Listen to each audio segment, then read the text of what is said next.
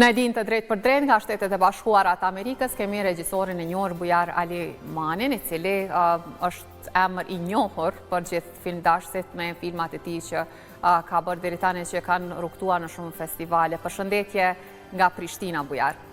Përshëndetje nga New Yorku. Të kemi ngrit herët, të falenderoj shumë për kohën që gjete që të bashkëbisedosh dhe të ndash këto informacione me shikuesit e Radio Televizionit Kosovës. Është kënaqësi gjithmonë që flas me ju personalisht, që bëni kaq shumë për kineman e të dy vendeve dhe e gjithë neve, gjithë shqiptarisë, por edhe në veçanti për shikuesit e Kosovës, të cilët unë i dua shumë edhe i uroj një ditë të mbarë sot edhe në vazhdim. Po, nga data 19 deri me 22 ose 20 nëse nuk gaboj, do mbahet festivali i ri tashmë Fanoli. Na tregot lutëm për ecurin, si e keni menduar, si do të shkojmë mbarvajtja për planin, plan programin. Është një festival ashtu siç jeni edhe juve në dieni që është nga më unikët në botë për arsye se organizohet në katedralen e Shën Gjergjit, ose atë që quhet ndryshe nga gjithë shqiptarët në Boston kisha e Fanolit, aty ku në fillim të shekullit të kaluar ajo u bë si një pikë ku mblidheshin të gjithë shqiptarët pa dallim feje apo ndonjë bindje tjetër. Pikërisht kjo ishte një nga arsyet që ata më ftojnë edhe që u shkojnë në një festival të tillë. Festivali organizohet në Boston nga 19 deri 22 qershor të 2025-s. Po dhe unë banoj në New York, por pikërisht është kjo arsye që unë jam me ta, sepse Bostoni është rreth 3 orë ca larg që këtej, por që jam drejtor artistik i festivalit dhe jam shumë i lumtur që bëhet një gjë e tillë në Boston. Mund të them që në Boston ka disa festivale të komuniteteve të tjera, siç është ai një festival shumë i suksesshëm ai i vendeve balltike, apo ai i komunitetit turk, që ka një shikueshmëri shumë të madhe dhe organizata kulturore Fanoli pranë kishës dhe librarisë Fanoli vendosin të kenë edhe një festival i cili mos të bëhet në salla kinemaja, por të bëhet pikërisht në atë katedrale, e cila mban rreth 120 vende. Por që unë e konsideroj akoma, me që jemi akoma në hapat e parë në fillime, e konsideroj nëse mbushet dhe besoj do mbushet, është një rifillim edhe njëri i mbarë. Mendoj që në vitet që vijnë kjo gjë do konsolidohet shumë.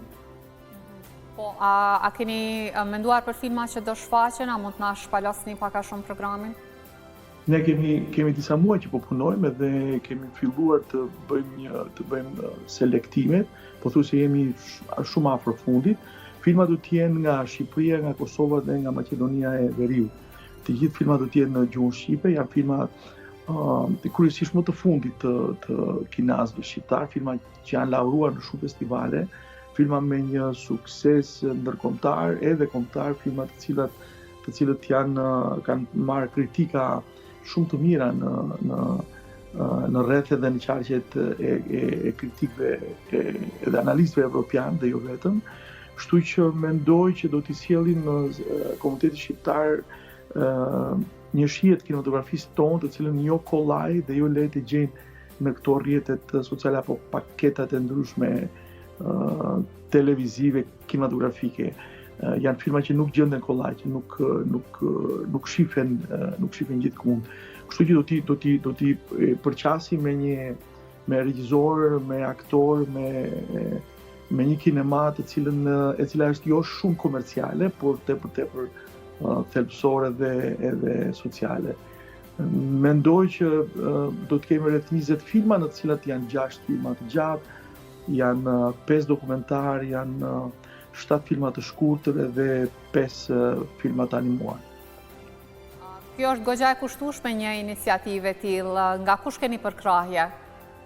Kryesisht nga komuniteti shqiptar që jeton në Boston, nga organizatat e ndryshme, vetë Libreria Fanoli dhe Qendra Kulturore Fanoli ka nisur me kohë të ndërmarrë një fushat drejtuar sponsorëve të ndryshëm. Ju e dini, Yreta, që në Amerikë ka shumë ka shumë shqiptarë të cilët janë në gjendje të mirë ekonomike dhe kanë bizneset e tyre me shumë sukses, kështu që mjafton që t'u afrohesh, t'u bësh të familjare dhe të përafërt eventin dhe aktivitetin edhe ata vinë, ata afrohen. Kështu që jemi besim plot që vetë ne si komunitet edhe me pak ndihmën e bashkisë së Bostonit do të mundemi që t'ja dalim banë. Grupi po punon, është një grup që merret vetëm me promotion dhe me menaxhimin, kështu që do të kemi këtë vit një festival shumë të mirë, mendoj edhe se sa i vjetshëm. Po. Me një paketë të re njerëzish, me njerëz më të rinj, me njerëz që kanë një përvojë shumë të re në fushat e menaxhimit, kryesisht. Sigurisht unë jam me anën e selektive të filmave, kështu që jemi ndarë në këto departamentet tona dhe secili kryen punën e vet. Jam shumë i lumtur dhe shumë i kënaqur që do jem në Boston edhe të arrij që të bëj diçka për kineman e gjuhës time, sepse flitet për një kinema shqipe, pavarësisht trevave për cilëve vinë filmat.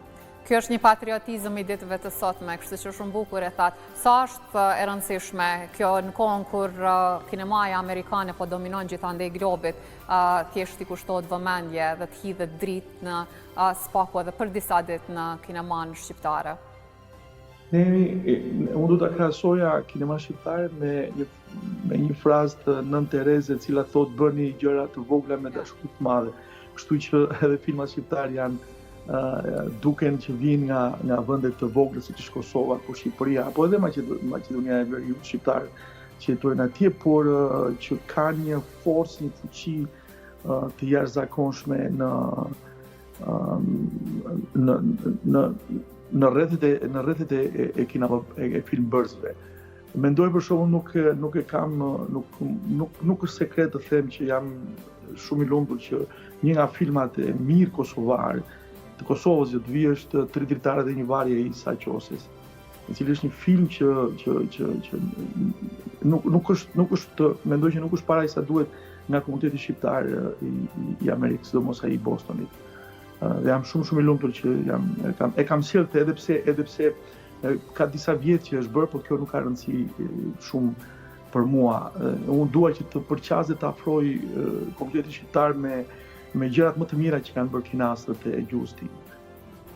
Po, Bujar, po në sferën personale të punës, nga të regoj që ka të re nga krimtaria, jeni duke bërë ndonjë plan ose duke punuar ndonjë projekt filmik? Kam një projekt filmik i cili ka marrë financim nga Qendra Kombëtare Kinematografisë në Shqipëri.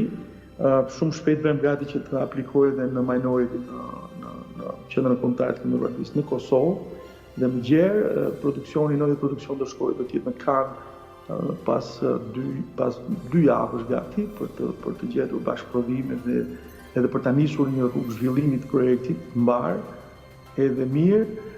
Dhe ndërkohë jam duke marrë fuqimisht me një premier teatrale, është pjesa ime e dytë që bën teatr pas kaq vitesh, këtu në New York, një pjesë e Dostojevskit, Ne të bardha me një aktore të Kosovës, me Luka Lotën, edhe me Rio Mustafarajin, që është një aktor i Shqipërisë. Kështu që pak a shumë në këto ujra jam të është një projekt filmik, një festival film dhe një shfaqje teatral. Mrekulli, unë falenderoj shumë për punën që bën, për kontributin e vazhdueshëm në kinematografi, të prifte mbara. Faleminderit për kohën. Faleminderit dhe për çka bën juve personalisht për kineman tonë. Ju falenderoj. Kënaqësi.